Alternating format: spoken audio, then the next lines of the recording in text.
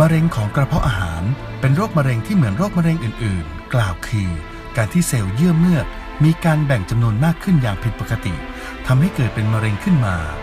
และเมื่อเจริญเติบโตลุกลามออกมาถึงบริเวณเยื่อบุผิวด้านนอกและลุกลามไปเนื้อเยื่อหรืออวัยวะรอบๆกระเพาะอาหารได้เช่น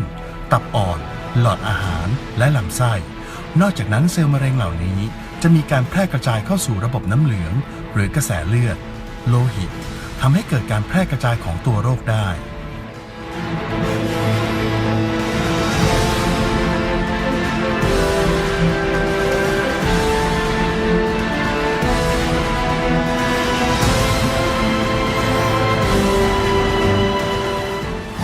สวัสดีค่ะ ดิฉันละอองดาวโมโต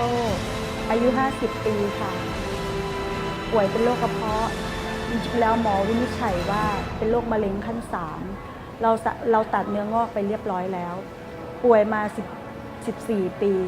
เราพยายามสรรหาสิ่งที่ดีให้กับตัวเองมาตลอดเลย เพราะว่าชอบเป็นคนทานสมุนไพร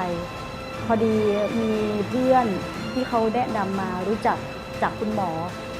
คือท่านดร.สิงห์ชัยครั้งแรกนะเราก็ไม่เชื่อพยายามสรรหาจริงๆแล้วเราเคยเจอคำว่าเซนิตินน่ะอยู่ที่ประเทศญี่ปุ่น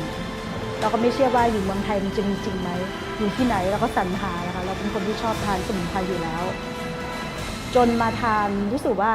มีความรู้สึกมันดีดิฉันทานทั้งหมดทุกตัวเลยค่ะ10 สีละมีทานให้หมดทุกตัวเลยกินแล้วมันดีขึ้น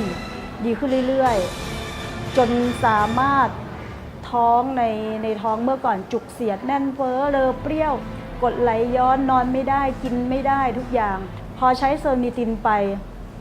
อยู่ประมาณ6 เดือนดิฉันกลับไปตรวจที่ประเทศญี่ปุ่นพอไปตรวจที่ประเทศญี่ปุ่นไปเจอคุณหมอที่เป็นคนไข้เดิมคุณหมอบอกว่าคุณไปทำอะไรมาคะรู้สึกว่าข้างในคุณดีมากเลยเลือดก็ดี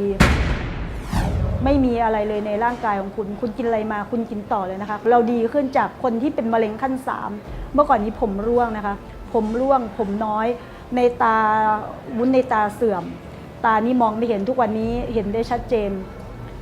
ไม่ต้องใช้ยาหยอดตาก็ไม่แห้ง